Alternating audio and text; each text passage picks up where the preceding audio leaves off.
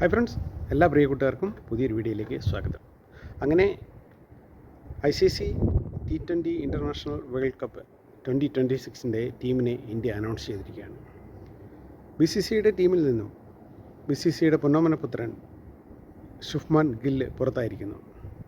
Opening സ്പോട്ടിലേക്ക് Sanju Samson തിരിച്ചെത്തിയിരിക്കുന്നു Abhishek ശർമ്മയോടൊപ്പം. എന്തായാലും ന്യൂസിലൻഡിനെതിരായുള്ള മാച്ചിലും ഇതേ opening ജോഡി തന്നെ തുടരും. അങ്ങനെ ന്യൂസിലൻഡിനെതിരെയുള്ള 5 മത്സരങ്ങൾക്കും T20 വേൾഡ് കപ്പിനുമുള്ള ടീമിനെയാണ് ഇപ്പോൾ അനൗൺസ് ചെയ്തിരിക്കുന്നത്. എന്തായാലും അഭിഷേക് ശർമ്മയോടൊപ്പം സഞ്ജു സാംസൺ വീണ്ടും ഓപ്പണിലേക്ക് എത്തിയിരിക്കുകയാണ്. സൗത്ത് ആഫ്രിക്കയ്ക്കെതിരെയുള്ള അവസാന T20യിൽ സഞ്ജു സാംസണും അഭിഷേക് ശർമ്മയും മികച്ച ഒരു പവർ പ്ലേ ബാറ്റിംഗ് പെർഫോമൻസാണ് കാഴ്ചവെച്ചത്. തീർച്ചയായും അതും ഒരു കാരണമാകാം സെലക്ടേഴ്സിനെ മാറ്റി ചിന്തിച്ചത്. 3 കളികളിൽ അഭിഷേക് ശർമ്മയ്ക്കൊപ്പം സൗത്ത് ആഫ്രിക്കയ്ക്കെതിരെ ഓപ്പൺ ചെയ്ത ശുഭ്മാൻ ഗിൽ വെറും 31 റൺസാണ് 33 ബോളിലെടുത്തത്.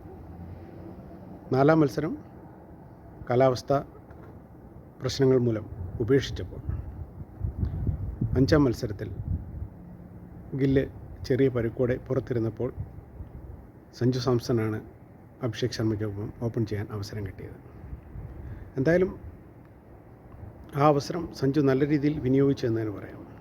വെറും 22 ബോളിൽ 37 റൺസ് അടിച്ചു കൂട്ടി 2 സിക്സും 4 ഫോറും ഉൾപ്പെടെ 167 സ്ട്രൈക്ക് റേറ്റിൽ ബാറ്റ് ചെയ്ത സഞ്ജു സാംസൺ അഭിഷേക് ശർമ്മയ്ക്കൊപ്പം മികച്ചൊരു ഓപ്പണിംഗ് പാർട്ണർഷിപ്പാണ് പടുത്തുയർത്തിയത്. എന്തായാലും നമുക്ക് കാത്തിരിക്കാം പുതിയ ന്യൂസിലൻഡ് പരമ്പരയ്ക്കും T20 വേൾഡ് കപ്പിനും വേണ്ടി. Okay friends, by.